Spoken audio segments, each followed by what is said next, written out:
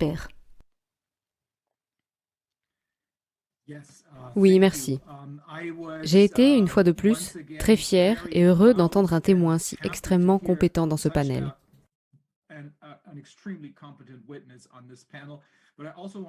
Mais je veux aussi profiter de cette occasion pour présenter à nouveau tous les membres de ce panel. Tout d'abord, bien sûr, Anna Garner, avocate du Nouveau-Mexique aux États-Unis. Nous avons Deepali Ojha, qui est avocate en Inde, membre de l'Indian Bar Association. Puis nous avons Virginie de Arroyo-Recchia. Je ne sais vraiment pas. On dirait que votre nom de famille est espagnol, mais vous pouvez peut-être nous en parler. Elle est française, une avocate française. Puis nous avons Dexter Rineveld. Certaines personnes prononcent votre nom à la façon de l'Afrique du Sud. Et bien sûr, nous avons notre juge, Rui da Fonseca e Castro, du Portugal. Mais j'ai maintenant le plaisir de vous présenter le professeur Mark Miller, qui est l'un des plus grands experts des médias de l'Université de New York.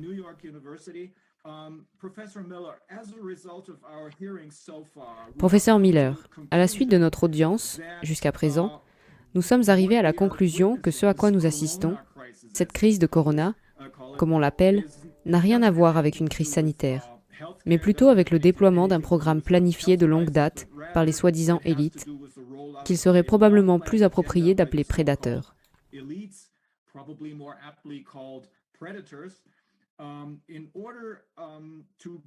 Afin de mieux comprendre pourquoi cela semble fonctionner si bien, comme Viviane l'a déjà indiqué, pourquoi cela fonctionne si bien, nous avons besoin de mieux comprendre la toile de fond psychologique.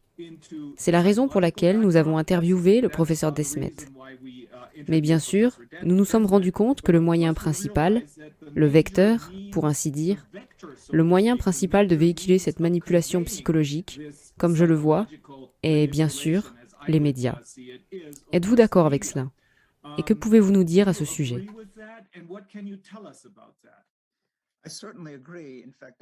Je suis tout à fait d'accord. En fait, c'est ce qui m'a poussé à vous contacter en premier lieu dans l'espoir que vous m'incluiez dans vos délibérations.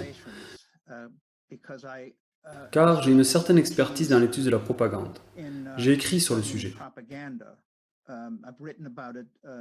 J'ai enseigné ce sujet pendant des années à l'Université de New York, jusqu'à ce que je ne sois plus autorisé à donner le cours de propagande là-bas. Pour des raisons qui ont tout à voir avec la crise que nous discutons. Je crois que toute cette catastrophe n'aurait jamais été possible s'il n'y avait pas eu la participation avide de presque tous les médias du monde.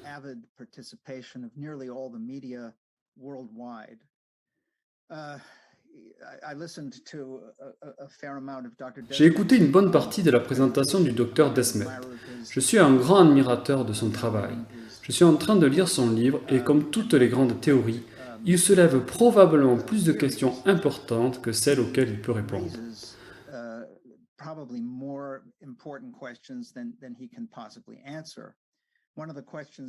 L'une des questions qui m'est venue à l'esprit en étudiant son travail est la suivante. Dans quelle mesure sommes-nous témoins de quelque chose d'assez nouveau ou de particulier au moment où la formation de masse est plus probable? Comment il le soutient? Ou avons-nous déjà vu des aspects de ce genre de choses auparavant? Y a-t-il eu des campagnes de propagande dans, pourrait-il dire, le passé pré-totalitaire?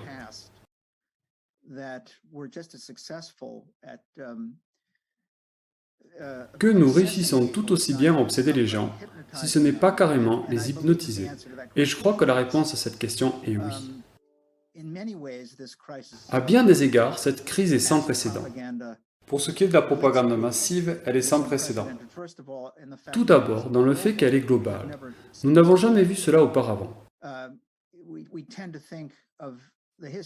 Nous avons tendance à considérer l'histoire de la propagande moderne comme un phénomène épisodique qui frappe des nations particulières à certains moments. Et lorsque cet épisode est terminé, nous le considérons comme un moment où tout le monde était sous une sorte de charme et que lorsque la propagande a cessé, le charme a commencé à se rompre. Et il fallait à certaines personnes plus de temps qu'à d'autres pour s'en sortir. Et certaines ne s'en sont jamais sorties.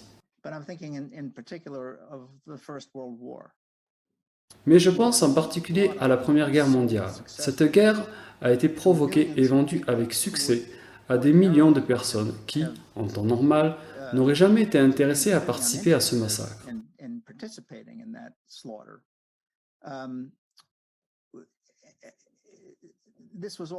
Tout cela a été accompli grâce à une propagande d'une ampleur et d'une sophistication que le monde n'avait encore jamais vue. Nous avons tendance à dater l'histoire de la propagande moderne en parlant de la Première Guerre mondiale, même s'il existait de nombreux exemples antérieurs de manipulation réussie de populations massives. Mais nous datons l'histoire de la propagande moderne à la Première Guerre mondiale, en raison du succès énorme avec lequel les gouvernements de la Grande-Bretagne et les États-Unis ont utilisé tous les moyens à leur disposition, y compris certains des plus jeunes médias de masse, comme le cinéma par exemple.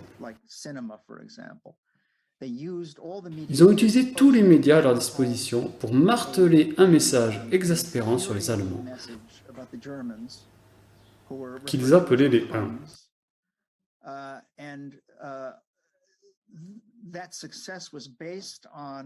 Et ce succès était basé sur un nombre vraiment surprenant de mensonges sauvages sur les atrocités que les Allemands auraient commises contre les Belges.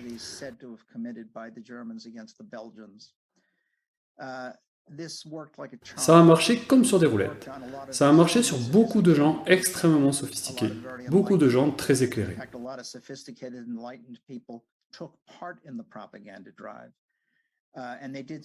En fait, beaucoup de personnes éclairées et sophistiquées ont pris part aux campagnes de propagande. Et ils l'ont fait, je crois, en toute sincérité. Parce qu'ils étaient eux-mêmes complètement convaincus de la vérité de ce qu'ils propageaient, des histoires qu'ils racontaient.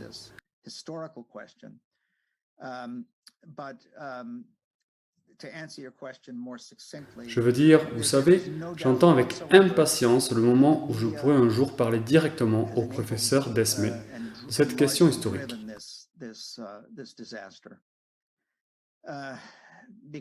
Mais pour répondre plus succinctement à votre question, il n'y a aucun doute sur le fait que les médias ont permis et largement conduit ce désastre. Parce que c'est de cela que dépend la propagande. Et j'insiste sur le fait que cette catastrophe est le résultat d'un échec cuisant des classes professionnelles dans le monde entier, en particulier dans tout l'Occident.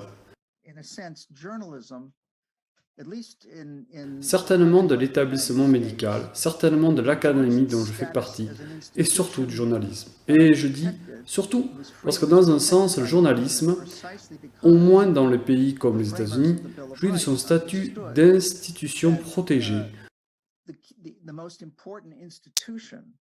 dont la liberté est protégée par le gouvernement, précisément parce que les auteurs de la Déclaration des droits ont compris que l'institution la plus importante pour empêcher le gouvernement d'aller trop loin est de priver les gens de leurs droits et de leur liberté.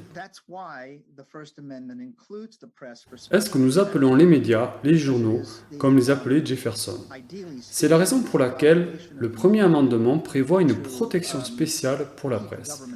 Parce que dans l'idéal, c'est l'obligation des médias de garder le gouvernement honnête et de garder le peuple bien informé, afin qu'il en sache assez pour prendre soin de lui-même et protéger sa liberté.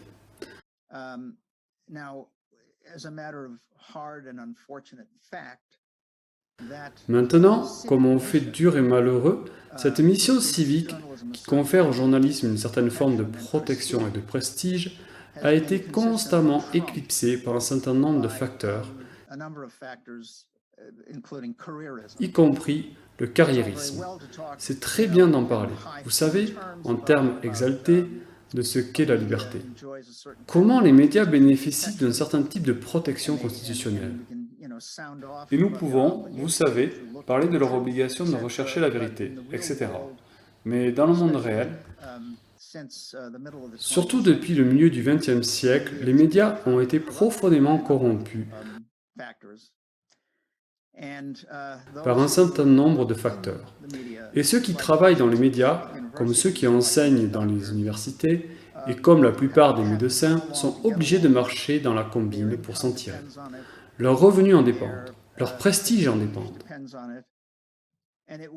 Et ce serait une question de politique, je devrais dire un suicide de carrière pour, disons, un journaliste de s'écarter du script et de contredire le récit que tout le monde publie. Vous savez, je ne pense pas que rien de tout cela ne constitue une excuse pour ce qu'ils font. Mais cela nous aide à comprendre pourquoi ils font ce qu'ils font. Je pense que, dans l'ensemble, ils ont tendance à se faire croire ce qu'ils écrivent, et ou disent à la télévision ou à la radio. C'est dans leur intérêt de se faire croire que ce qu'ils nous donnent comme nouvelle est la vérité. Et c'est ce qu'ils font.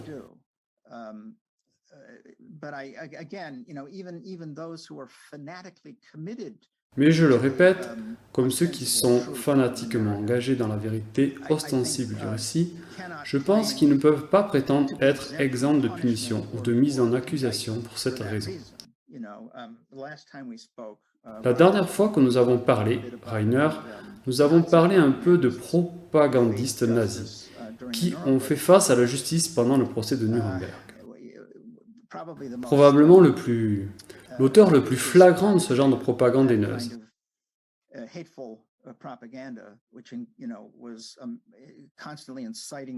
Qui incitait constamment le peuple allemand au génocide était Julius Streicher, l'éditeur de leur Stürmer, un torchon antisémite plutôt vil, dont la mission était constamment de déshumaniser les Juifs et de susciter la plus grande haine de masse possible à leur égard. Ils croyaient absolument à la vérité de ce qu'ils faisaient.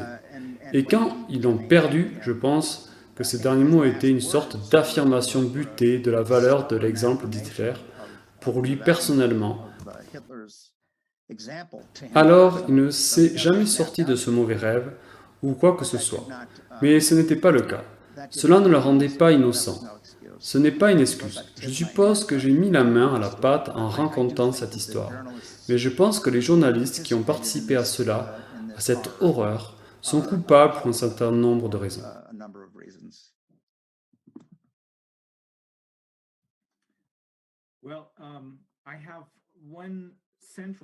Bien, j'ai une question centrale. Je pense que c'est une question centrale parce que le message majeur que nous retenons du témoignage du professeur Desmet est que les voix dissidentes doivent continuer à s'exprimer à haute voix. Nous devons continuer de dire la vérité. Cela semble être, pour moi du moins, le message le plus important. Et à cet égard, les médias sont encore plus importants, parce qu'ils ne sont pas seulement dans ce que nous avons vu et ce que nous avons appris d'autres experts.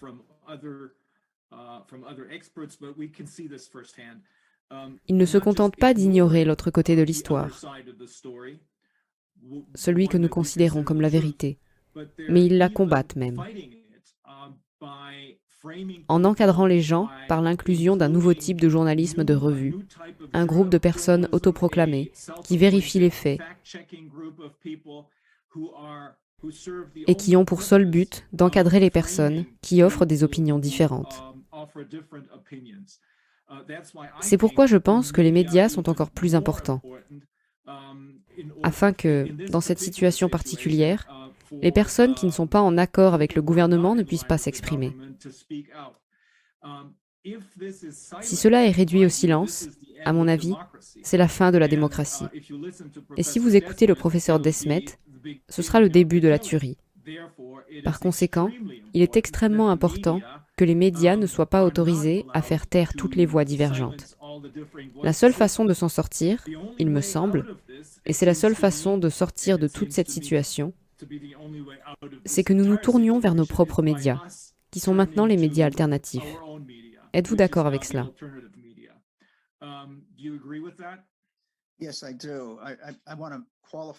Oui, je suis d'accord. Je voudrais nuancer un tout petit peu en notant qu'avant le Covid, l'expression « les médias alternatifs » se référait à la presse de gauche.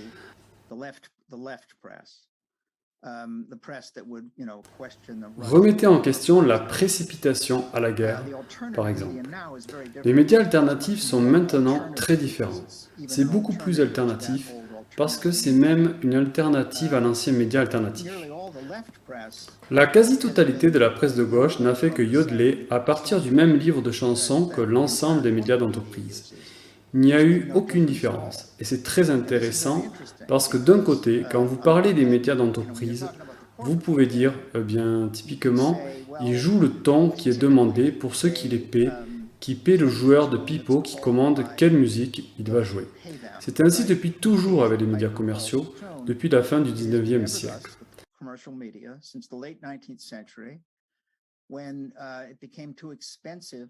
Quand il est devenu trop coûteux techniquement de produire un produit attrayant, les journaux et la couleur des choses comme ça, il est devenu impossible de le faire simplement grâce à l'argent et aux revenus provenant de la circulation.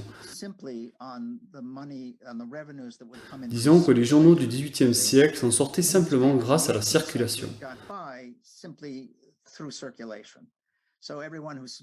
Tous ceux qui étaient abonnés à un journal donné mettaient leurs 2 centimes ou n'importe quel montant, et ces revenus permettaient à un système de presse beaucoup plus simple de fonctionner.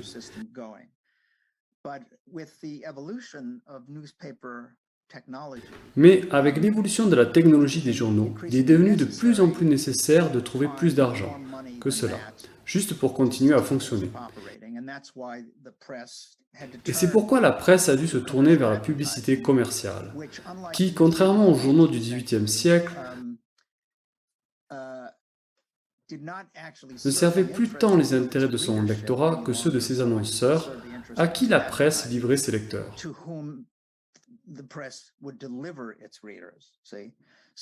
Donc, depuis que la presse est devenue une entité commerciale, elle a essentiellement travaillé au service de ses publicitaires.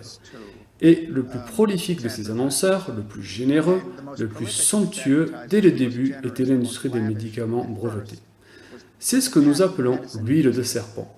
Vous savez, il s'agissait d'une industrie artisanale consacrée à vendre des produits qui étaient non seulement inutiles en termes de guérison, d'une condition ou d'une maladie donnée, mais souvent toxiques et trop souvent addictifs. Il y avait de la cocaïne dans certains de ces produits, de la morphine et d'autres, de l'alcool et d'autres encore. Et en effet, à la fin du XIXe siècle, très peu de gens le savent, les États-Unis ont connu leur première crise de la cocaïne. Mais il ne s'agissait pas de personnes défavorisées qui vendaient de la drogue avec des gangs ou quelque chose comme ça. Nous parlons d'avocats et de professionnels de la classe moyenne et de la classe moyenne supérieure, etc., qui ont acheté ces produits en toute bonne foi en espérant que cela guérirait leur maladie, de flegme ou autre, et qui avaient fini par devenir dépendants de la cocaïne. Les journaux n'ont jamais protesté, n'ont jamais fait d'enquête sur la composition de ces produits, pour la raison évidente qu'ils dépendaient de ces revenus. Et cela a donné l'exemple, n'est-ce pas? La même chose s'est produite avec l'industrie de la cigarette à partir des années 20 et jusqu'aux années 70. Cette décennie après décennie, au cours de laquelle les médias commerciaux, la télévision, la radio, tout cela, ont fermé les yeux sur les preuves médicales de plus en plus nombreuses que fumer était extrêmement mauvais pour la santé. Maintenant, nous voyons la même chose avec les téléphones cellulaires, les vaccins, ainsi de suite. Cela explique donc, dans une certaine mesure, pourquoi les médias commerciaux ont été si captifs de Pfizer. Par exemple, et je suis sûr que vous avez tous vu le montage de moments apportés par Pfizer, une émission d'information après l'autre, il semble que Pfizer ait sponsorisé pratiquement tous les organes d'information aux États-Unis et ailleurs. Et cela nous aide à comprendre, dans une certaine mesure, pourquoi les médias commerciaux ont été aussi mauvais sur cette question.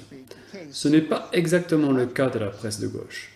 La presse de gauche a été tout aussi mauvaise que la presse commerciale. Une émission comme Democracy Now! Ou une émission comme True Out, où en effet des gens comme Noam Chomsky ou Michael Moore, ils sont tout aussi mauvais que leurs homologues dans le monde, le New York Times et CNN. Je ne pense pas que cela ait à voir, je suis convaincu que cela a à voir avec la source de leur financement. Les médias de gauche ont eu tendance à être subventionnés par les subventions de la Fondation Ford, de la Fondation Rockefeller, de l'Open Society Institute. Ce sont des organismes qui ont longtemps servi de relais à la Central Intelligence Agency, et ainsi de suite. Donc, le fonctionnement nous aide à comprendre pourquoi ce secteur des médias a tellement trompé ses lecteurs et ses téléspectateurs. Ce que nous considérons maintenant comme la presse alternative, c'est-à-dire le forum où nous sommes autorisés à parler de l'autre côté de l'histoire, où nous sommes autorisés à remettre en question le récit qui est très limité. C'est une sorte d'arrangement ad hoc.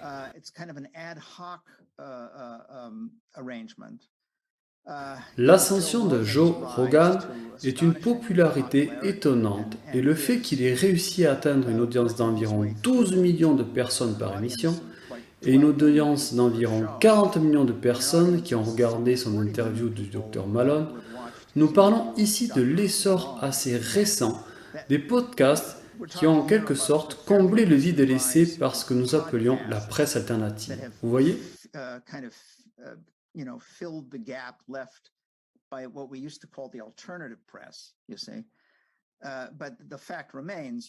Mais le fait est que la principale conclusion de l'article du professeur Desmet est tout à fait pertinente. Nous devons continuer à dire la vérité. Et en le faisant, nous avons été, je pense, de façon prévisible, très malmenés, calomniés, réduits au silence, bâillonnés, souvent exclus des plateformes. Des médecins ont été radiés pour s'être écartés du script.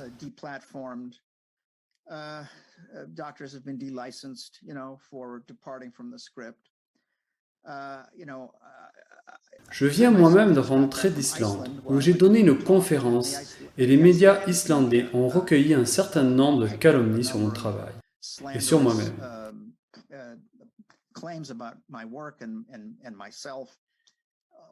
Tous ceux d'entre nous qui se sont engagés dans cette lutte au cours des 2 dernières années avons pris notre mal en patience. Parce que c'est un point crucial. Vous devez comprendre que la propagande n'est pas seulement la production de contre-vérités. Je veux dire, d'une part, la propagande peut être véridique. Elle peut être exacte sur le plan des faits. On pourrait dire que nous qui faisons systématiquement de notre mieux pour dénoncer cette folie dans l'espoir de réveiller les gens, nous faisons de la propagande, donc la propagande n'a pas besoin d'être fausse. Mais il ne s'agit pas seulement de clamer des affirmations de toutes sortes, la propagande dépend tout autant de la censure. La censure est le revers de la propagande, et elle l'a toujours été. Car la propagande ne veut pas d'un débat. On utilise souvent l'expression « persuasion de masse » comme une sorte de synonyme de propagande. C'est en fait un peu trompeur, car il n'y a rien de persuasif dans le processus par lequel la propagande s'insinue dans la peau des gens. La persuasion est utilisée de manière plus précise lorsque nous parlons des traditions oratoires antiques, de l'art oratoire démocratique en Grèce, à Rome, etc. Il s'agissait d'exercices de tentatives de persuasion de masse, chaque orateur, chacun avec son propre argument, se lever et plaider sa cause pour le domos, pour le peuple, l'audience, le public. Et ensuite le public décidait quel orateur avait fait le cas le plus convaincant.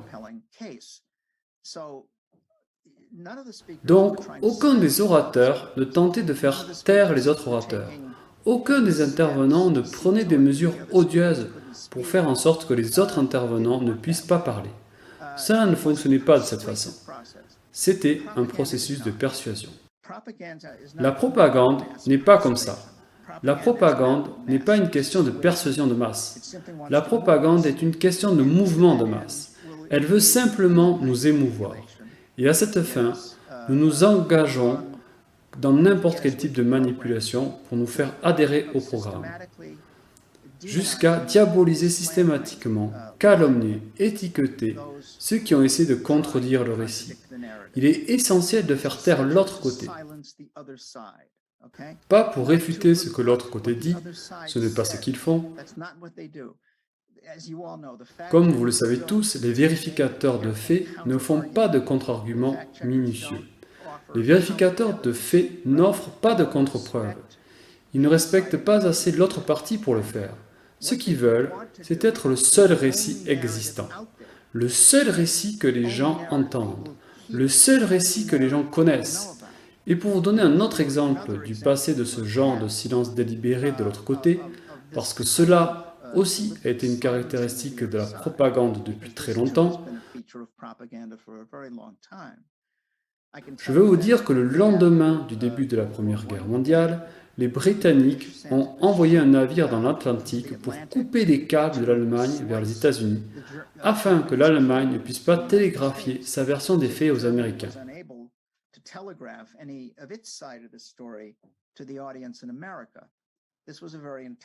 Il s'agissait d'une mesure très intelligente, quoique cynique, car les Britanniques savaient que s'ils avaient le monopole de l'histoire qui était transmise aux États-Unis, et souvenez-vous, encore une fois, c'était une histoire exaspérante, c'était une histoire d'excitation de la populace, c'était l'histoire de bébés empalés sur des baïonnettes, c'était l'histoire d'infirmières qui se faisaient couper la poitrine, c'était l'histoire d'un soldat canadien qui avait été crucifié sur le champ de bataille.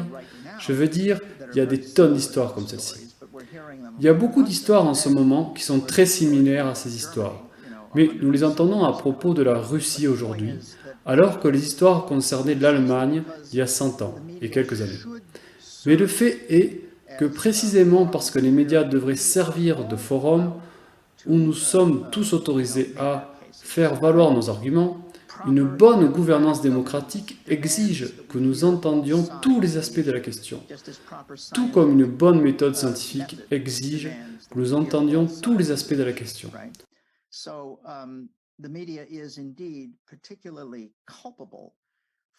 Donc, les médias sont en fait particulièrement coupables de leurs efforts délibérés, et je dirais même conspirationnistes, pour aider les gens comme Dr Fauci et Francis Collin, en diffamant leurs critiques comme ils l'ont fait, non seulement depuis que tout cela a commencé, mais comme Bobby Kennedy nous l'a appris dans son livre sur le Dr Fauci.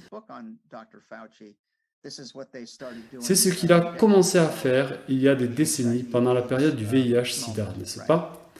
La presse a volontairement servi de serviteur à ces puissants bureaucrates et a par conséquence grossièrement et dangereusement désinformé le public dans le monde entier.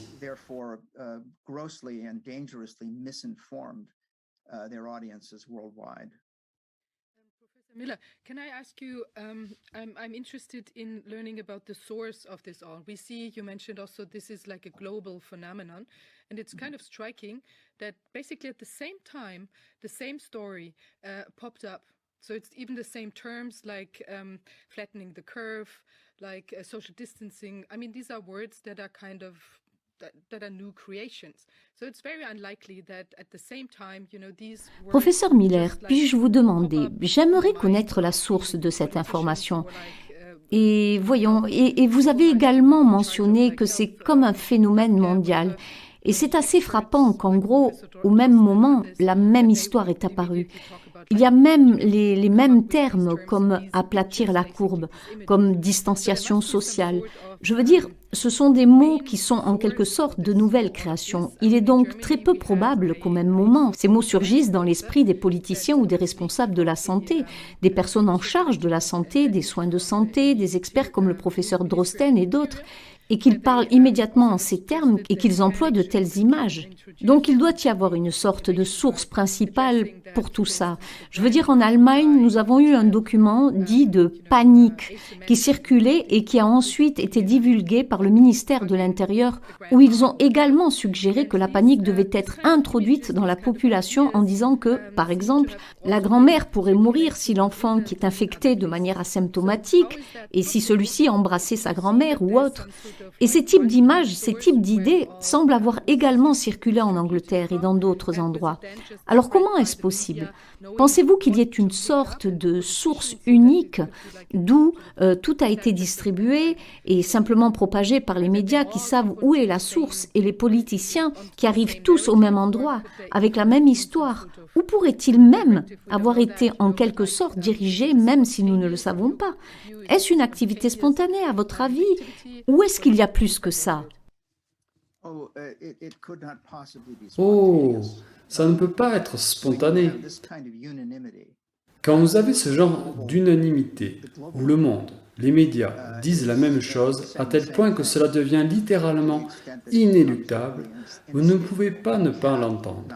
Chaque chaîne que vous regardez, chaque publication que vous lisez, ils martèlent tous les mêmes moyens. Ils disent tous les mêmes choses. Ils utilisent, comme vous le savez, le même langage. Maintenant, c'est probablement que lorsque vous parlez de la presse d'une nation, saisie par la fièvre de la guerre, il est probable, ou du moins plausible, que comme ils sont tous emportés par l'esprit de guerre et comme ils sont tous impatients de se connecter avec leur lectorat et de lui donner le genre de matériel qu'ils recherchent, en temps de guerre, c'est dans une certaine mesure organique, c'est comme une sorte de réponse naturelle. La réponse naturelle d'un système médiatique commercial à une guerre qui est extrêmement populaire. Mais quand vous parlez de systèmes médiatiques dans le monde entier qui disent exactement la même chose et diffament exactement les mêmes personnes et le font dans les mêmes termes, il serait vraiment difficile d'être crédule, de dire que c'est arrivé comme ça. Mais ce n'est pas arrivé comme ça.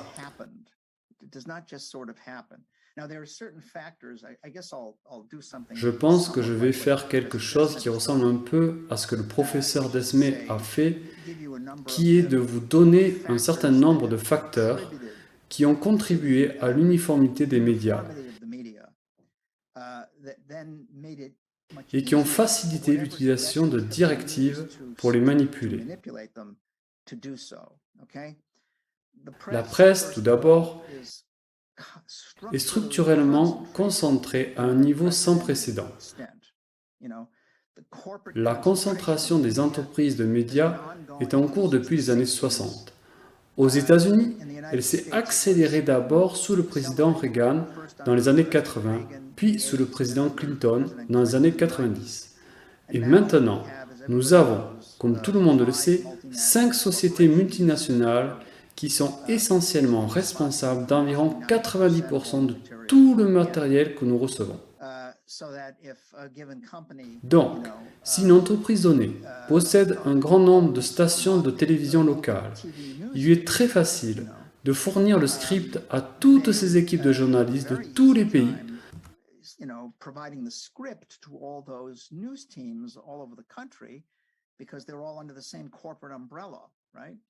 parce qu'elles sont toutes sous le même toit. J'ai déjà noté que cela, unification des médias, est également motivé par le pouvoir des annonceurs sur les médias commerciaux. Et non moins, bien sûr, elle est motivée par l'influence très puissante des propriétaires des médias.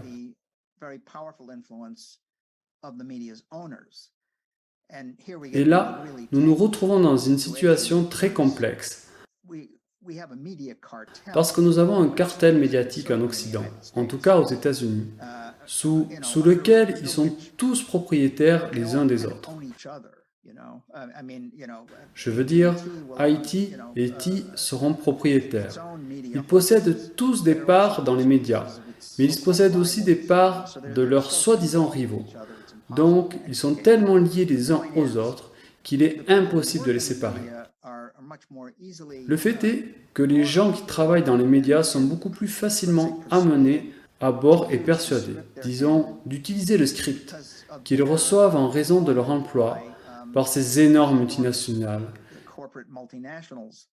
qui sont aussi sous l'emprise de leurs annonceurs. Et Big Pharma est probablement l'annonceur le plus prolifique. Je pense probablement Pfizer en particulier.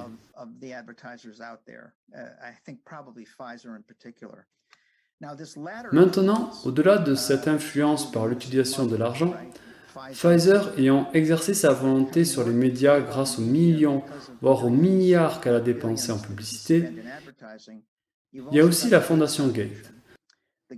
La Fondation Gates a soutenu un nombre important de ce qu'elle appelle ses partenariats stratégiques avec les médias. Je crois qu'elle a dépensé bien plus de 300 millions de dollars dans ses partenariats avec le New York Times, la BBC, The Atlantic. La Columbia Journalism Review a publié un très bon article à ce sujet il y a un an environ, dans lequel la Fondation Gates indiquait avoir dépensé 250 millions de dollars. Et depuis, je pense que le chiffre a encore grimpé. Tout cela a eu tendance à consolider les médias, à les concentrer, à les amener à se focaliser uniquement sur un narratif particulier et à diffamer ceux qui diraient le contraire.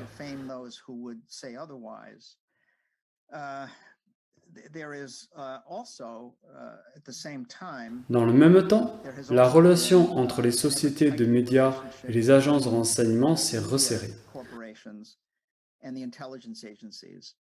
Cela nous ramène à l'histoire de la CIA, qui dans les années 50 a lancé ce qu'elle appelait l'opération Mockingbird,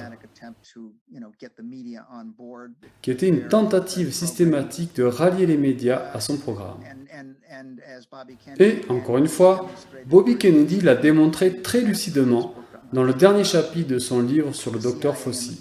La CIA et le Pentagone ont été fortement impliqués dans toute cette catastrophe depuis le début. Et c'est parfaitement logique, car la CIA a toujours été un acteur majeur de toutes les grandes campagnes de propagande depuis la Seconde Guerre mondiale. Tout cela a donc contribué à empêcher les médias de faire leur travail d'échantillonnage des différentes opinions. Le scepticisme à l'égard des déclarations officielles excédait.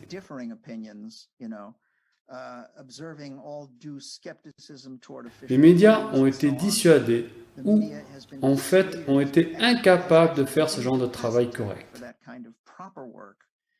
Par leur structure corporative, par leurs sources de revenus,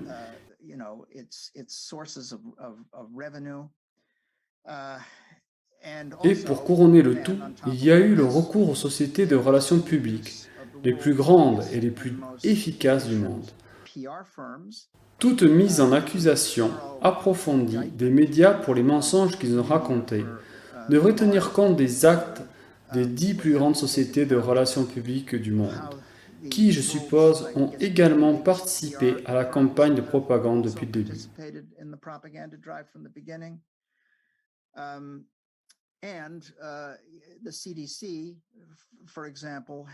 Et le CDC, par exemple, a son propre appareil de communication extrêmement ambitieux et bien financé vis-à-vis de la presse, tout comme le Pentagone,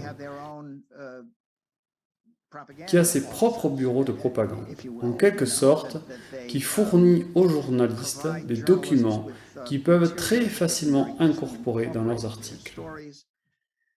Il ne faut pas oublier que les journalistes sont souvent très paresseux et qu'ils sont toujours reconnaissants qu'on leur apporte des choses sur un plateau. Et si ces choses ont une autorité officielle, si vous pouvez dire que cela vient du CDC, cela vient du Pentagone, c'est encore mieux. Car cela leur confère à leurs yeux une certaine légitimité qui les rend incontestables. Toutes ces choses ont servi à rendre la presse complètement différente. C'est en aucun cas comme le système médiatique que les auteurs avaient à l'esprit lorsqu'ils ont rédigé le premier amendement. Il n'y avait pas d'école de journalisme à l'époque. Il n'y avait pas de classe professionnelle distincte de journalistes à l'époque. Les journalistes étaient des citoyens qui se trouvaient avoir assez de capital pour acheter une presse à imprimer. C'était tout. Ils étaient journalistes. Ils n'avaient pas besoin de carte de presse ni rien de tel. Il n'y avait pas de société des médias. L'idée était impensable à l'époque. Alors, ce que nous avons maintenant, quand les encadreurs et le public américain de l'époque avaient un système médiatique démocratique, nous avons un système médiatique enragé et antidémocratique. Il a été mobilisé contre la démocratie et pour mettre fin à la démocratie, me semble-t-il.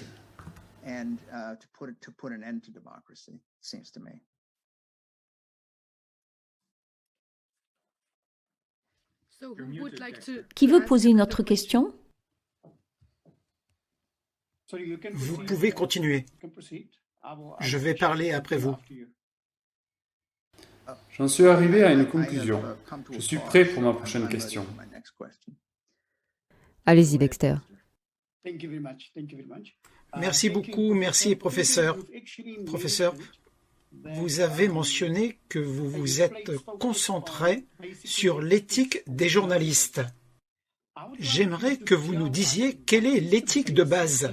Parce qu'évidemment, si nous pouvons comprendre l'éthique de base, c'est alors la base de référence que nous pouvons utiliser contre ces journalistes afin d'obtenir des inculpations. Pouvez-vous juste nous donner des données sur l'éthique de base? Eh bien, c'est une très bonne question.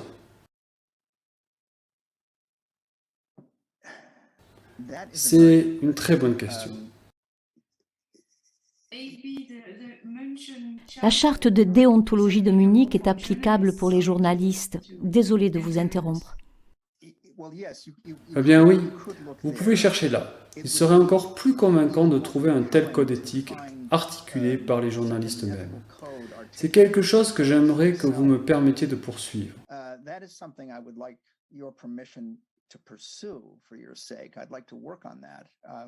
Pour votre bien, j'aimerais insister là-dessus et aider à trouver quelques expressions d'une telle orientation éthique.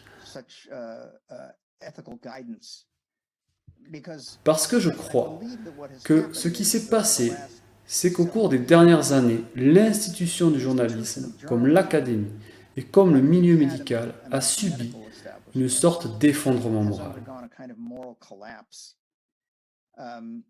Je pense que le système médiatique est aujourd'hui tellement corrompu par les publicités et la concentration des entreprises que dans les écoles de journalisme, ce qu'on enseigne maintenant essentiellement, c'est comment obtenir un emploi dans le journalisme et comment le conserver.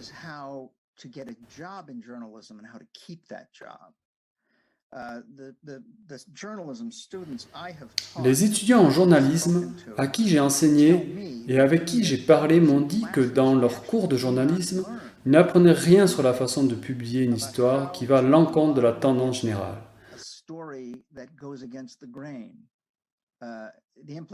Cela implique, je pense, que leurs professeurs ne les encouragent pas à le faire.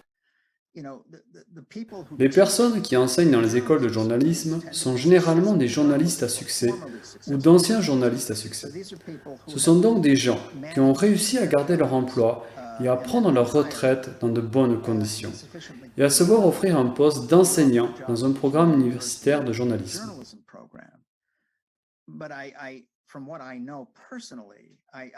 Mais d'après ce que je sais, personnellement, je ne connais aucun étudiant en journalisme qui m'ait dit qu'il avait été surpris par une déclaration de l'un de ses professeurs sur la nécessité de rester sur ses positions et de chercher la vérité quoi qu'il arrive.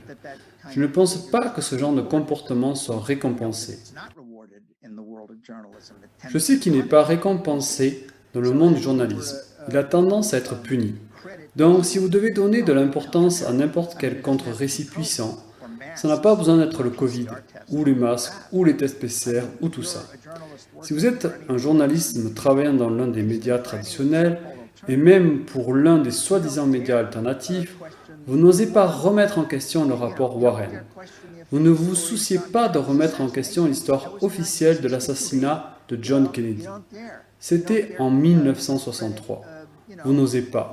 Vous n'osez pas donner crédit aux explications les plus plausibles du 11 septembre. Vous n'osez pas attaquer ceux qui prennent ces positions parce que vous voulez garder votre emploi. Et je compatis avec eux. Ils doivent gagner leur vie. Ils ont des familles, ils ont des crédits, et ainsi de suite. Ils sont aussi extrêmement fiers d'eux-mêmes, fiers d'appartenir à cette profession. Le prestige compte beaucoup pour eux. Vous sacrifiez tout cela en un clin d'œil si vous rejoignez les théoriciens de la conspiration ou les anti-vax, ou les vérificateurs du 11 septembre, ou, vous savez, n'importe quel terme péjoratif que vous voulez utiliser. Si vous êtes journaliste, n'apprenez pas ce que vous auriez dû apprendre dès le premier jour de votre formation en journalisme, à savoir qu'on ne rejette pas une histoire parce que quelqu'un la trouve farfelue, vous n'écartez pas une histoire parce que les autorités ne veulent pas l'entendre ou ne veulent pas que le public l'entende, vous faites preuve de diligence raisonnable, et vous suivez les preuves où qu'elles mènent jusqu'à ce que vous trouviez la vérité. Eh bien, il n'y a aucune incitation à faire cela. En fait, il existe encore un facteur de dissuasion supplémentaire, à savoir qu'à mesure que le système médiatique est devenu structurellement plus concentré et que ses propriétaires ont fait de plus en plus d'efforts pour réduire les coûts et augmenter les revenus, ils ont inexorablement ôté les financements pour le journalisme d'investigation, car ce dernier est très coûteux. Pour qu'un journaliste fasse du bon travail sur un sujet qui demande du temps, des efforts et des recherches, il faut être prêt à le payer pendant longtemps. Des semaines, des mois, pour qu'il soit libre de faire le travail qu'il doit faire. C'est pourquoi il n'y a plus guère de journalisme d'investigation. De notre côté, il y a des tonnes de clickbait. Vous savez, il y a des tonnes de diffamation, de désinformation et ce genre de choses. Ça ne coûte rien. Vous savez, les fact-checkers travaillent pour relativement peu, parce qu'ils ne font pas du vrai travail. En gros, ils disent juste « Oh, vous dites que la fondation Gates est responsable de la mort et de la paralysie d'innombrables enfants indiens avec ces vaccins? Eh bien, nous avons demandé à la fondation Gates et ils ont dit que ce n'était pas vrai. » C'est le genre de travail qu'ils font et qui ne mérite aucun salaire, si vous voyez ce que je veux dire. Mais ils rapportent de l'argent parce que la propagande réussit toujours en disant aux gens ce qu'ils veulent entendre. Et c'est ce qui est tragiquement vrai pour tout le monde, y compris nous. C'est que beaucoup trop de gens ne veulent pas croire que ce dont nous parlons est vrai. D'accord? Ils ne veulent pas croire que c'est vrai. Et pourquoi le feraient-ils?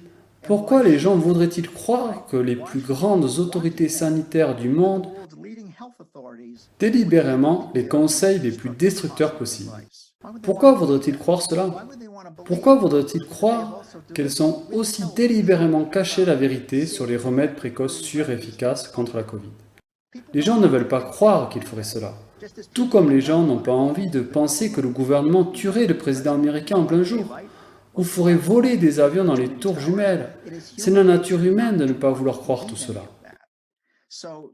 Donc, cette propagande inexcusable dont nous parlons, est aussi bien réussie parce que beaucoup de gens ne veulent pas croire la vérité sur ce qui se passe. Et cela rappelle ce qu'Hitler et Goebbels ont compris du gros mensonge. Les petits mensonges sont plus difficiles à faire passer que les gros, parce que les gens ne peuvent pas croire qu'ils auraient du culot de dire des mensonges aussi gros. Vous voyez ce que je veux dire? Ils ne peuvent pas le croire, ils ne mentiraient pas à ce sujet. Eh bien, ils ont menti précisément à ce sujet parce que les gens, vous savez, sont si crédules et si désireux de croire le meilleur des autorités.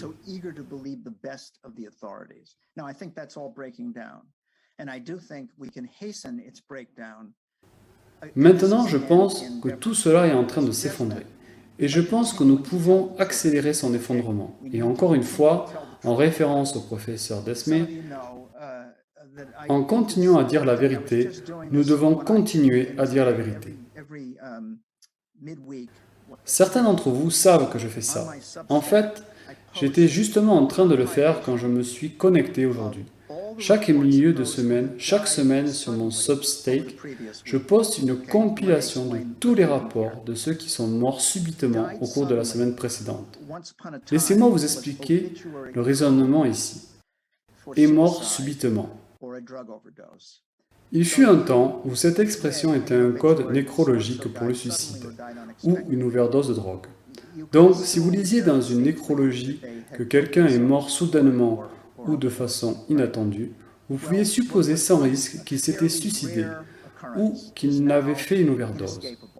Eh bien, ce qui était autrefois une occurrence assez rare est maintenant incontournable. Est mort soudainement et décédé de façon inattendue. Apparaissent article après article après article après article. Et non seulement c'est inhabituel, mais environ la moitié du temps, il n'y a pas de cause de décès mentionné. C'est sans précédent. Autrefois, la seule façon où un décès était rapporté sans cause mentionnée était lorsque le défunt était très vieux. Quelqu'un de 95 ans, bon, vous n'avez pas besoin de dire de quoi il est mort, car ils sont probablement morts de vieillesse. Maintenant, environ la moitié du temps, en gros, il n'y a pas de cause de décès signalée. Quelqu'un est mort prématurément, il est mort sans cause de décès, ou le décès est signalé comme ayant été causé par une crise cardiaque massive, un caillot de sang, ou un arrêt cardiaque, ou un accident vasculaire cérébral. L'un de ces 4 accidents cardiologiques, et nous savons certainement maintenant que ce sont des effets secondaires très courants de, entre guillemets, la vaccination. Et la troisième catégorie est celle des cancers soudains et agressifs.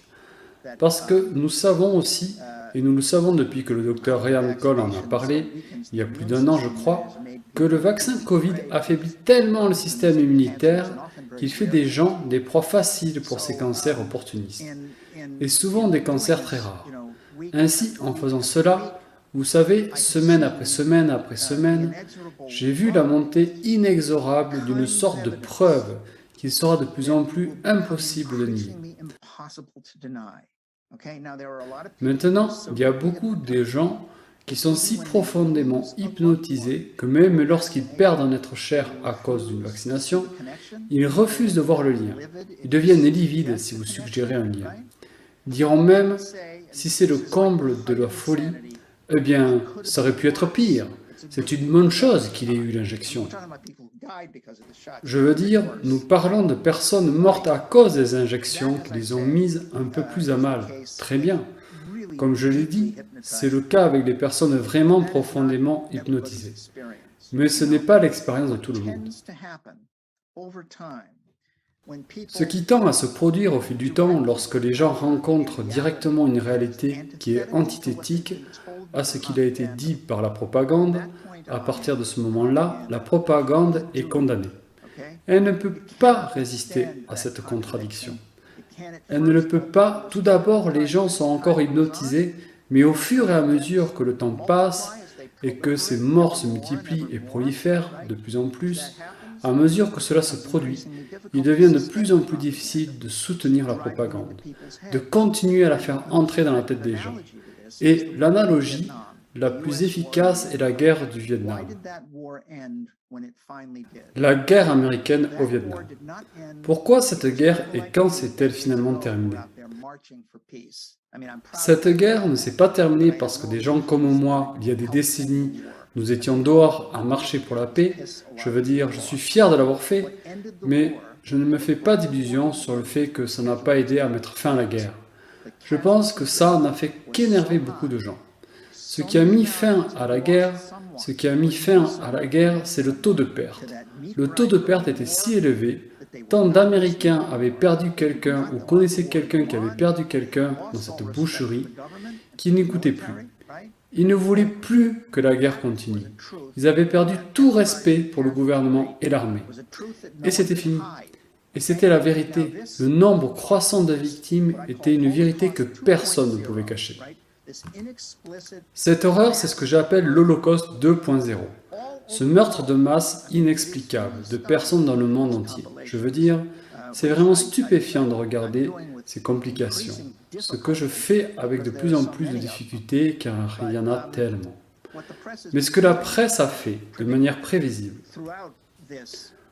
tout au long de ce pic horrible de mort subite, elle a fait tous les efforts possibles pour le normaliser. Elle a trouvé d'autres explications, et des explications ridicules. J'en ai lu une liste à Rainer et Vivian lors de notre dernière conversation. Les sifflets des arbitres, la pizza margarita, le temps chaud, le temps froid, le bruit environnemental. Je veux dire, ce serait drôle si ce n'était pas si horrible. Ce dont nous parlons ici, c'est des exercices de propagande très soigneusement planifiés, car les médias qui tirent sur les raisons pour lesquelles les gens meurent soudainement ne font que rapporter la publication d'une nouvelle étude médicale. Cela signifie qu'une équipe de recherche dans une université a dû réaliser une étude prouvant que les sifflets des arbitres tuent tous ces joueurs de football, ou c'était le temps chaud, ou le temps froid. Une équipe de recherche dans une université quelconque a dû faire cette étude, ce qui signifie que cette étude a dû être financée par quelqu'un, depuis longtemps, avec cette idée en tête, afin que les médias puissent ensuite prendre le titre de l'étude et publier l'article pour faire croire aux gens que cela ne pouvait pas être le vaccin. ABV, Anything But the Vaccine. Vous savez que c'est un acronyme que mon équipe de recherche utilise maintenant. ABV, ce n'est pas les vaccins qui tuent les gens, mais parce que de plus en plus de gens meurent, y compris des enfants qui s'effondrent avec des crises cardiaques massives, même si cela n'a commencé que depuis le début de la campagne de vaccination. La campagne de vaccination n'a rien à voir avec ça. Cela me semble être un signe de profonde culpabilité, non? Quelqu'un à un certain niveau orchestre sciemment la production de ces théories ridicules, afin que les gens ne voient pas ce qui se passe sous leurs yeux. Parce que ceux qui conduisent cette catastrophe ne veulent pas que les gens ne s'en sortent, de la même façon que le peuple américain a fini par se débarrasser de sa croyance dans la guerre du Vietnam.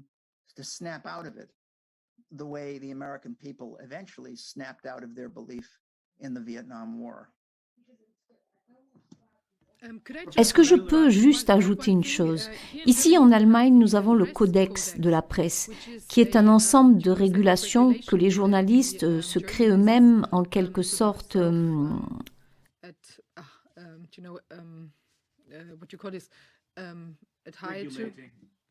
L'autorégulation.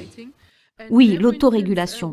Et puis, par exemple, nous avons un règlement qui stipule que la presse ne doit pas porter atteinte à la dignité humaine de la personne dont elle parle. Je veux dire, nous voyons tellement de choses où ils écrivent des insultes et disent que ces personnes sont des nazis ou autres, si vous remettez en question le narratif du Covid. Je veux dire, toutes ces choses ne sont toujours simplement pas en accord avec le codex de la presse. Et je suis sûre que cela existe au niveau international et que cela doit exister pour chaque pays également. Bien sûr, il n'est pas contraignant dans le sens où vous pourriez aller au tribunal pour cela. Mais je veux dire, au moins, cela montre ce qu'ils devraient vraiment respecter, vous savez, l'ensemble des règles, les règles qu'ils devraient suivre et l'éthique, mais ils ne le font pas. Oui, mais je pense que c'est une très bonne idée. La réglementation de la presse aux États-Unis est inexistante. Vous savez, et quand il y avait une réglementation de la presse, elle concernait principalement, enfin je pense qu'elle se référait entièrement à la diffusion de nouvelles à la télévision et à la radio. Et c'est une chose très compliquée que je n'aborderai pas. Mais tout ce qu'ils ont souligné dans ces règlements, c'est l'obligation civique des propriétaires de stations. Ils devaient faire une certaine quantité de programmes d'intérêt public. Ils devaient faire une certaine quantité de programmes éducatifs. Ils devaient couvrir les élections. Vous savez, ils devaient faire ce genre de choses. Ils devaient accorder un certain temps d'antenne aux églises, aux religions. Quoi qu'il en soit, dans l'ensemble, ces règlements étaient plutôt une bonne chose, mais au fil des décennies, ils ont été occultés au point de ne plus exister. La seule chose qu'ils doivent faire, cela ressemble à une blague, mais ce n'est pas le cas, c'est 3 heures par semaine de programmes commerciaux pour enfants. C'est la seule chose qu'ils doivent faire. C'est des émissions commerciales pour enfants. Donc, vous voyez le niveau. Mais je pense que les différents types d'organismes mondiaux et d'organisations nationales auront certainement des codes éthiques que vous pourrez utiliser pour monter votre dossier contre les médias qui les ont violés de façon si flagrante.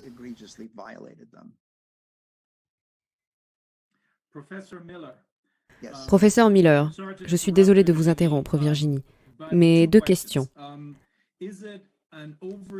Est-ce une simplification excessive ou est-il correct de dire que les mêmes personnes qui sont derrière cette campagne de vaccination, parce que c'est, à mon avis, leur première et principale priorité, pas les obligations du port du masque ni la distanciation sociale, mais que les mêmes personnes qui sont derrière cette campagne de vaccination possèdent ou contrôlent l'industrie pharmaceutique, l'industrie technologique et bien sûr les médias, par le biais de leur industrie financière.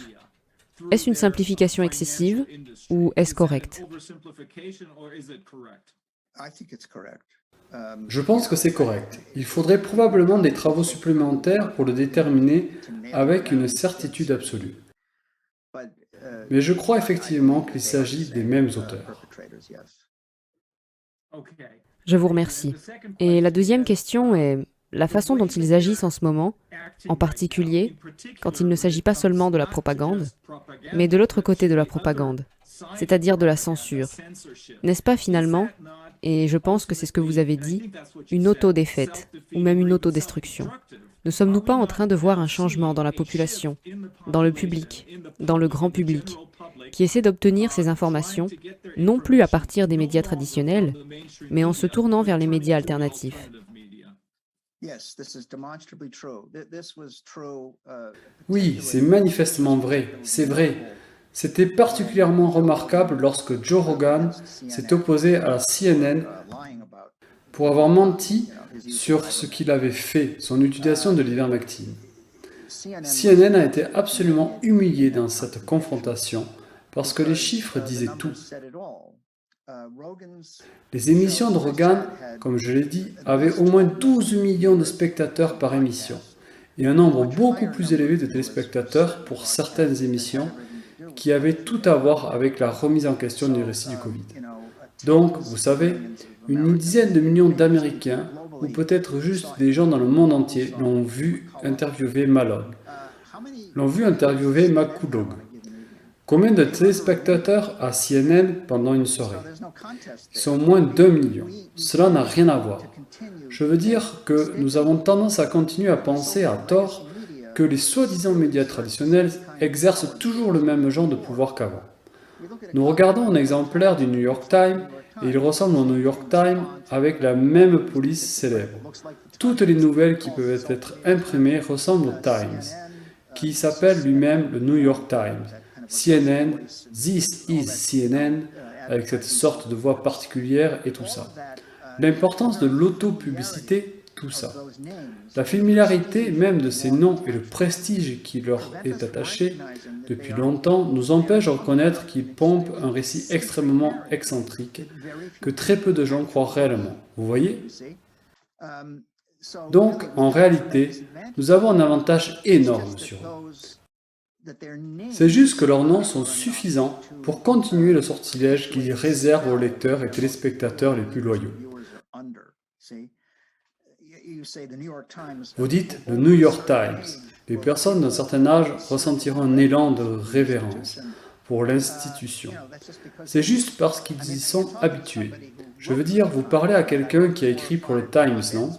J'ai écrit 4 ou 5 éditoriaux pour le Times à mon époque, avant d'être, vous savez, jeté dans les ténèbres comme un théoricien de la conspiration. Mais je comprends ce que les gens ressentent pour le Times. Je comprends la confiance qu'ils lui accordent. Ce qu'il faut leur faire faire, ou les pousser à faire, ou les encourager à faire, c'est ce que nous ne pouvons faire qu'en disant la vérité, aussi souvent que possible. Ils doivent se rendre compte que le système médiatique auquel ils ont longtemps et entièrement fait confiance leur a menti, avec une effronterie et une malhonnêteté étonnante, et qu'il a refusé de retirer ces affirmations erronées. Je veux dire, si vous décidez de vous concentrer sur le New York Times en tant que tel, comme j'aimerais beaucoup que vous le fassiez, vous pourriez connaître leur refus total de se rétracter. Même lorsque vous leur démontrez, vous savez, de manière incontestable que c'est faux. Bobby Kennedy raconte cette histoire à propos de Hank Aaron.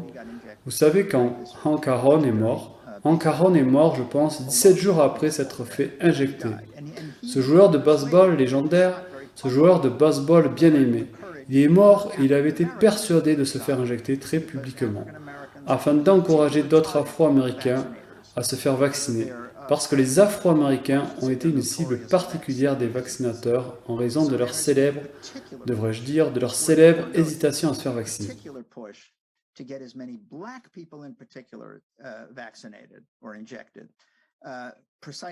Il y a donc une poussée particulière, il faut noter une poussée particulière pour faire vacciner ou injecter le plus grand nombre possible de Noirs, précisément parce qu'ils se méfient naturellement des programmes médicaux gouvernementaux en raison de l'histoire atroce et de leur mauvais traitement par les médecins blancs aux États-Unis.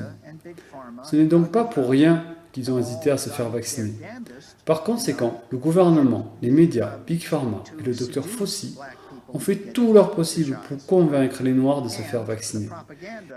Et la propagande qui attaque ceux qui suivent ces décès a été particulièrement virulente.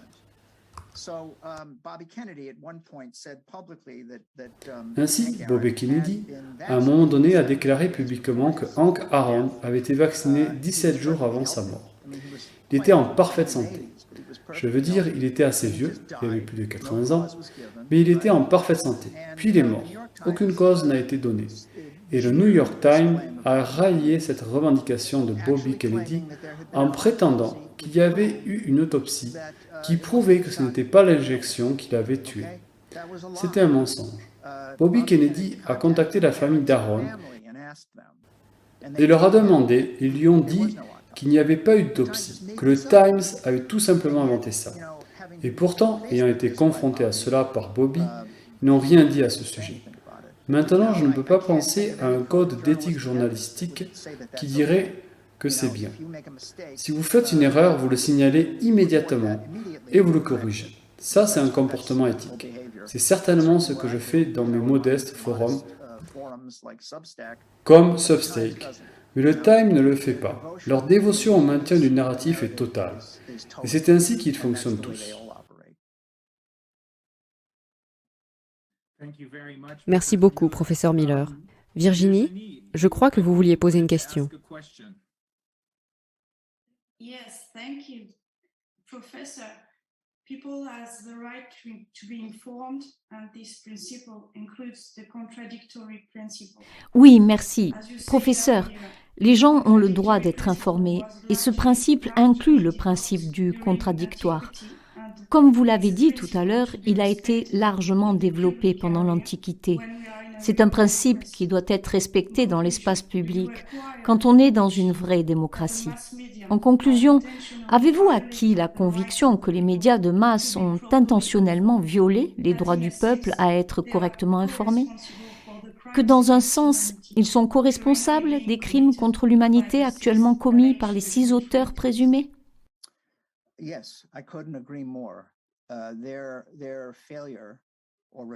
Oui, je suis tout à fait d'accord. Leur échec et leur refus de prendre en compte les divers faits qui compliquent le récit officiel est inexcusable.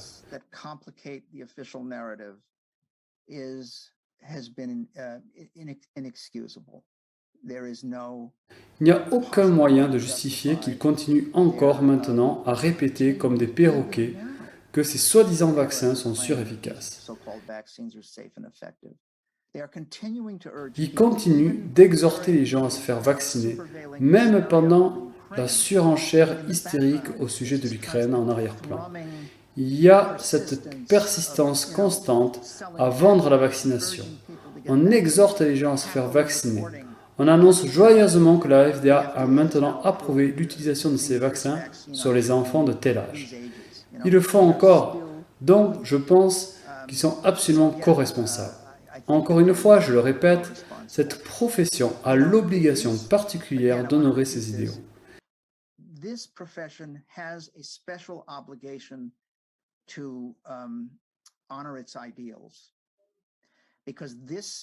Car c'est l'institution qui nous protège d'une autorité exécutive démesurée.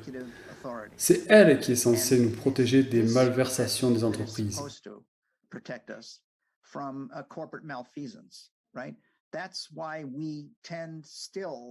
Voilà pourquoi nous avons encore tendance, lorsque nous ne réfléchissons pas trop, à considérer le journalisme comme une profession héroïque. On pense à Woodward, à Bernstein, à Erin Brockovich. Nous pensons des journalistes d'investigation courageux ou autres enquêteurs qui font tomber des titans de l'industrie pour avoir empoisonné des gens. C'est un genre très populaire. Mais le fait est que ces dernières années, en gros, nous avons vu le journalisme passer à l'ennemi. et comme mentionné leur dépendance commerciale à l'égard de vos entreprises depuis des décennies, ils ont fait s'aligner avec l'ennemi. Au cours des 50 dernières années,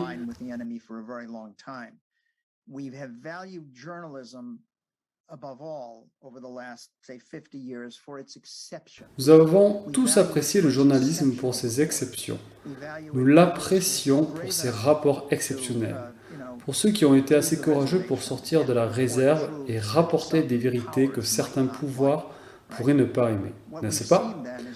Ce que nous avons vu alors, ce n'est pas tant une corruption soudaine et totale des médias, mais la disparition générale de ces exceptions.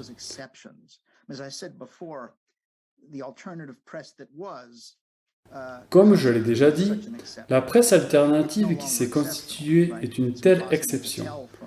Elle n'est plus exceptionnelle. C'est impossible à dire à partir des réseaux de télévision et ainsi de suite. Je peux même penser à un certain nombre de journalistes, autrefois courageux, sensés et dévoués, qui sont complètement tombés dans ce panneau. Ce récit de propagande a réussi alors que la propagande précédente non. Depuis très longtemps, l'ennemi, tel que défini par la propagande, a souvent été comparé à un virus et à une maladie. Les nazis ont certainement assimilé les juifs à une maladie, ainsi que comme des vecteurs de maladie, vecteurs de typhus, de la tuberculose, de la syphilis.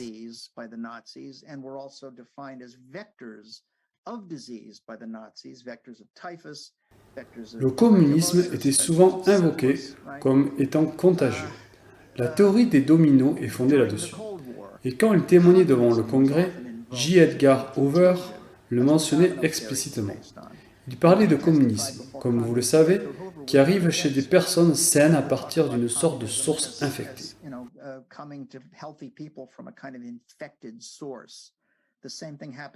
Le même phénomène s'est produit pendant la guerre contre le terrorisme. Le terrorisme se propageait par contagion, à partir des mosquées ou des prisons, où des nombreux Noirs étaient convertis à l'islam. Mais cette fois, la campagne de propagande prend comme un ennemi un virus.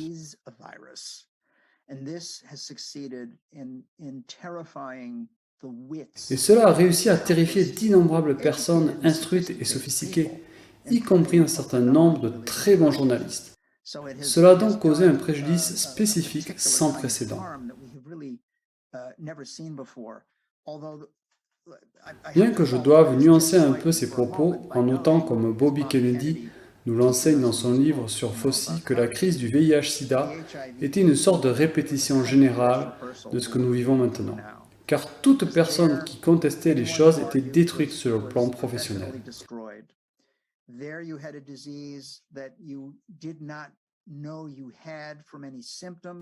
Vous étiez atteint là d'une maladie dont vous ne saviez pas que vous souffriez pour de nombreux symptômes. Vous saviez être contaminé à cause d'un test PCR utilisé pour la première fois. Et à l'époque, comme aujourd'hui, ils ont utilisé la panique suscitée par le VIH-Sida non seulement pour maintenir les gens à distance les uns des autres, car cela n'était pas le but, mais aussi pour leur faire prendre un médicament mortel, l'AZT, un médicament chimiothérapeutique qui a tué environ 3000 homosexuels, dont beaucoup d'homosexuels célèbres, Rudolf Nuria, Arthur Ashe et autres Kay Haring, qui ont été empoisonnés à mort par l'AZT. Mais on a ensuite déclaré qu'ils étaient morts du sida. Dans le cas présent, on a délibérément créé la panique pour que tout le monde se fasse injecter. Et c'est vrai, ce ne sont pas les masques ni les distanciations sociales. Ces éléments ont aussi servi à faire vacciner les gens. Les masques ont été utilisés pour garder les gens en résidence surveillée, en quelque sorte, pour qu'ils réclament à grands cris d'être vaccinés pour être libérés du monde des masques. Mais une fois encore, le docteur Fauci est un auteur clé de ces deux épisodes. C'est à nouveau pour nous imposer un produit toxique aux conséquences mortelles qu'ils ont promu ce récit depuis le début.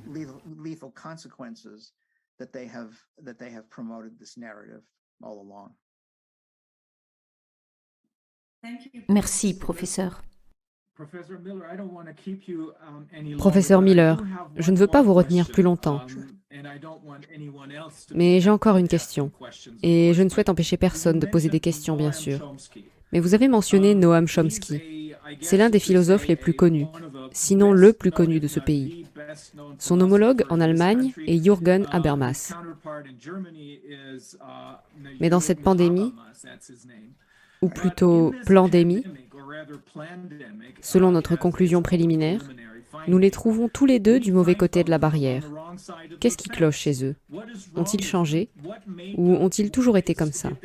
Quelqu'un les a-t-il influencés? Que s'est-il passé? Eh bien, je souris, car c'est quelque chose auquel j'ai beaucoup pensé et dont j'ai beaucoup parlé. Je connais Chomsky. J'ai donc une certaine autorité pour m'exprimer.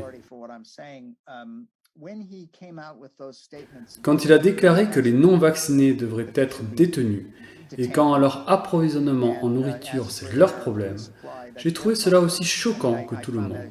Mais plus j'y pensais, plus je me rendais compte qu'il y avait, pour une raison quelconque, servi des objectifs douteux pendant très longtemps.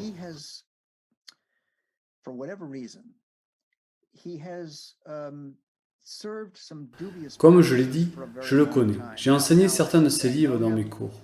J'ai enseigné La fabrication du consentement, qui est un livre sur la propagande que tout le monde connaît.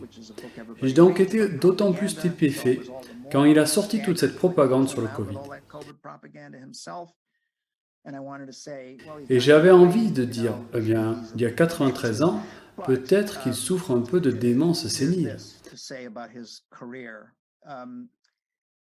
Mais concernant sa carrière, il a réalisé beaucoup d'excellents travaux sur un certain nombre de sujets importants. Cependant, ceux sur lesquels Chomsky a fait son travail le plus important sont tous les sujets qui comptent seulement pour la gauche. Chomsky a été très bon sur le Timor oriental, par exemple. Et c'est une histoire importante, des choses atroces se passent là-bas. Les grands médias ont dénoncé ces atrocités. Chomsky ne l'a pas fait, et c'est tout à son honneur. Mais le Timor oriental n'a pas vraiment d'importance pour beaucoup de gens en dehors de la gauche, ou n'en avait pas à l'époque. Cependant, d'autres sujets ont réellement compté pour l'ensemble de la population.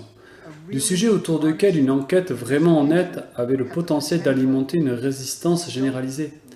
Je parle ici de l'assassinat de Kennedy, de l'assassinat de Martin Luther King. Je parle du 11 septembre et du vol des élections de 2002 par Bush et Cheney. Ce dernier point a été l'une de mes spécialités. J'ai écrit un livre entier sur le vol de ces élections et rédigé d'autres travaux sur le vol des élections de manière générale.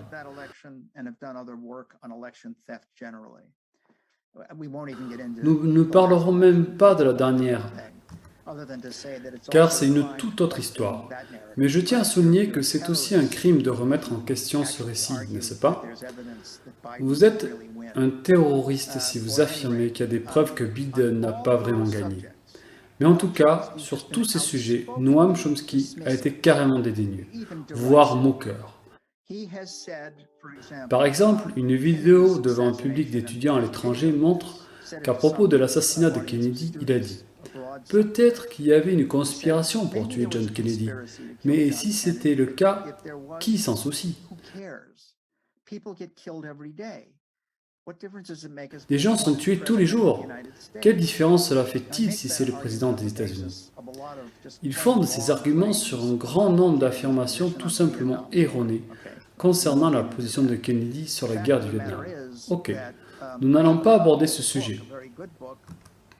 Le fait est que je possède un exemplaire d'un très bon livre sur le meurtre de Fred Hampton, qui était le président de section de Black Panther Party dans l'Illinois, et que le FBI a fait tuer par la police de Chicago en 1969.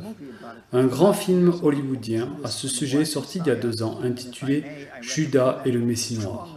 Et si vous le permettez, je vous le recommande vivement, car c'est un très bon film. Il est très précis. Il raconte la raison pour laquelle ils ont tué Hampton. Il était trop radical, etc. Eh bien, sur la couverture de ce livre, en ma possession, titré « L'assassinat de Fred Hampton », figure un texte de Noam Chomsky.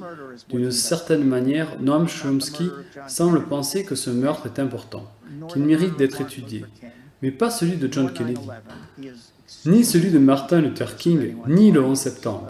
Il est extrêmement méprisant à l'égard de tous ceux qui s'opposent au récit officiel des attentats du 11 septembre. Et en ce qui concerne le vol des élections, j'ai échangé avec lui par email en essayant de lui faire admettre le fait qu'il existe des preuves accablantes du vol de ces élections. Et sa réponse était que cela n'avait pas d'importance, car il voit les deux partis politiques comme un seul parti, peu importe lequel gagne.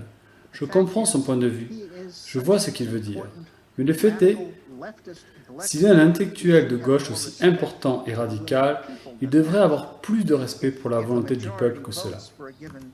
Si une majorité vote pour un candidat donné, ce candidat devrait être déclaré vainqueur. Et je le dis même si lors des élections de 2004, je n'ai soutenu ni les démocrates ni les républicains.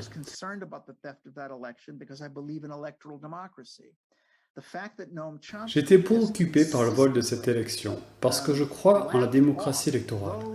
Le fait que Noam Chomsky se soit systématiquement moqué de ces épisodes extrêmement significatifs et qu'il ait rejeté toute discussion sur la conspiration probable qui se cache derrière me dit, et c'est une réponse à votre question Rainer, qu'il y a toujours eu quelque chose qui n'allait pas chez lui.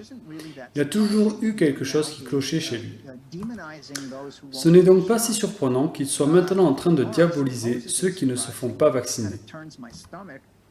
Je suppose qu'il n'est pas non plus surprenant, bien que cela me retourne à l'estomac, qu'il parle du besoin urgent de ce qu'il appelle l'équité vaccinale, que nous devons faire vacciner plus de gens dans le tiers-monde. Nous devons faire vacciner les Palestiniens, les peuples indigènes du Canada et de l'Australie. A-t-il parlé à ces gens? Ceux à qui j'ai parlé ne veulent pas se faire vacciner, mais ils pensent qu'ils devraient. Mais dans ce sens, il est comme à peu près toute la gauche. C'est vraiment stupéfiant. Et si cela a quelque chose à voir avec le fait qu'il mène peut-être une double vie, ou si c'est simplement une autre indication que cette campagne de propagande est un chef-d'œuvre sans précédent, je ne peux pas vraiment le dire.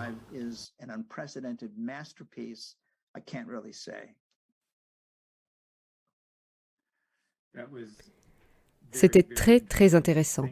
Merci beaucoup, professeur Miller. D'autres questions? Anna, Virginie, Dipali, Dexter, Viviane? J'en ai une, Rainer, merci. C'était une présentation très intéressante, merci beaucoup. Une des choses qui m'a frappée, professeur Miller, c'est votre déclaration sur l'effondrement moral des journalistes.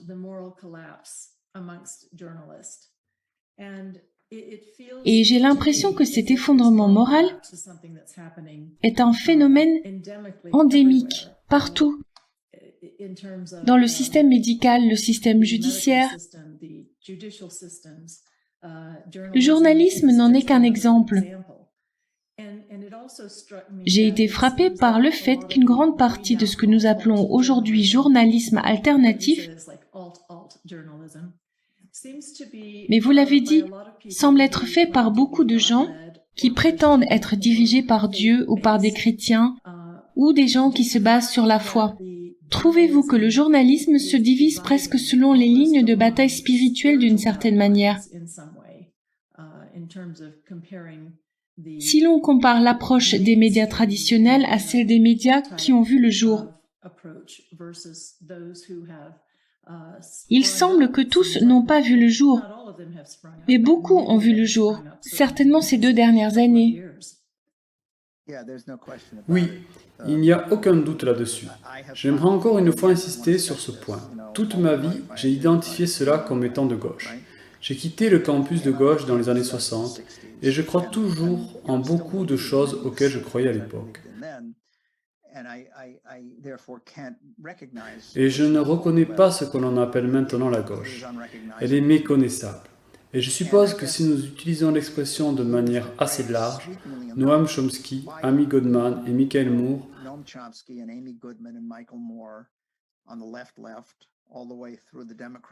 à gauche de la gauche jusqu'au Parti démocrate qui, je suppose, se considère comme la gauche, jusqu'aux médias corporatifs comme MSNBC et le New York Times. Toute cette gauche est devenue pour moi une sorte de grotesque trahison de tout ce que la gauche représentait dans mon souvenir. Et j'ai trouvé dans cette position qu'il est bien plus facile de parler à des gens de la soi-disant droite.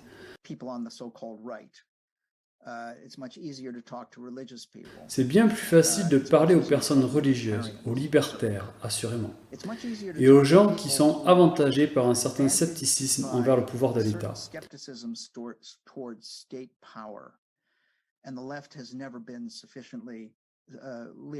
La gauche n'a jamais été suffisamment méfiante envers le pouvoir de l'État. Certains à gauche l'ont été. Il y avait une sorte d'esprit anarchiste à gauche. Quand j'étais enfant, on ne croyait certainement pas à la censure ou à ce genre de choses. Maintenant, la gauche semble être à fond dans la censure.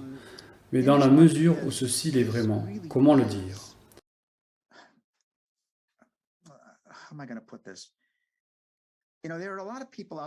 Beaucoup de gens se disputent sur la question de savoir si le virus existe ou non. Je suis sûr que vous l'avez entendu 1 million de fois, n'est-ce pas? Certains prétendent qu'il n'y a pas de virus, et certains d'entre eux sont extrêmement convaincants. Tom Cullen, Andrew Kaufman, etc. John Rappaport, et puis il y a ceux qui soutiennent de manière tout aussi convaincante que le virus existe. Ceux qui croient qu'il n'y a pas de virus ont tendance à dire: nous ne pourrons pas avancer avant que tout le monde comprenne que la théorie des germes est un canular et que les virologues nous mentent tous. Je pense que c'est faux.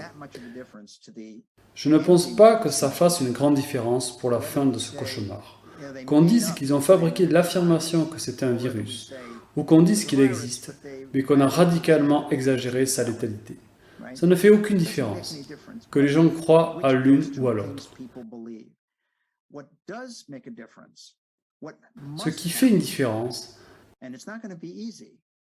ce qui doit arriver, et ça ne va pas être facile de le faire se produire, c'est que les gens doivent reconnaître le fait que toutes les autorités auxquelles ils ont fait confiance pendant tout ce temps sont en fait malveillantes. Il y a de la malveillance dans cette affaire. Vous ne pouvez pas le faire, vous ne pouvez pas. Les gens ne se réveilleront pas tant qu'ils n'auront pas fait face à cela.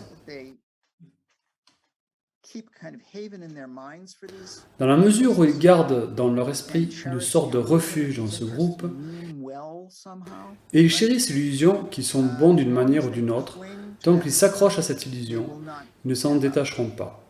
Ils n'en sortiront que s'ils font face au mal qui leur a été fait, tout comme les enfants qui sont victimes et gravement blessés par la violence parentale, ils doivent y faire face avant de pouvoir guérir.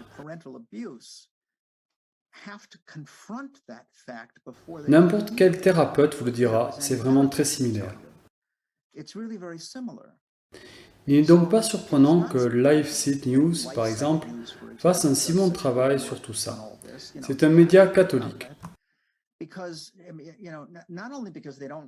Non seulement parce qu'ils ne partagent pas les hypothèses générales de la soi-disant gauche, mais aussi parce que ce à quoi nous assistons, entre autres maintenant, nous n'en avons pas du tout parlé, c'est une véritable attaque spirituelle contre la religion, ou je devrais dire contre les religions traditionnelles.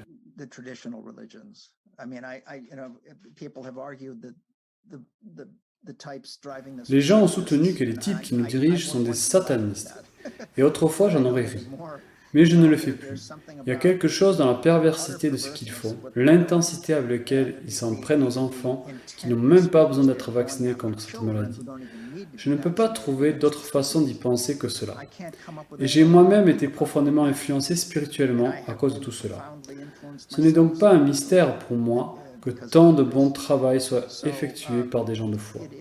Je pense qu'ils ont une compréhension beaucoup plus solide de ce qui est en jeu ici et de ce qui se passe réellement que des gens comme mes collègues de NYU, par exemple.